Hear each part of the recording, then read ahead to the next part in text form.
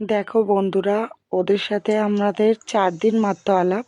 4 দিন হয়েছে ওদেরকে আমরা খেতে দিচ্ছি, কিন্তু ওরা 4 দিনেই ওদের টাইমটা বুঝে গেছে কখন ওদেরকে খেতে দেওয়া হয়। সেই টাইমে এসে ওরা আগে থেকে নয় জানলা দিয়ে নয় ঘর দিয়ে উকি ঝুঁকি করতে থাকে, জানলার ওপরেও উঠে যায় সৌনককে দেখার জন্য সৌনক আছে কিনা। সৌনক না থাকলে চুপচাপ এখানে বসেই থাকবে। আর সত্যি মানুষের থেকে আমার মনে হয় কুকুরই অনেক ভালো, যে পাতে খায় সেই পাতে অ্যাটলিস্ট ভাগে না।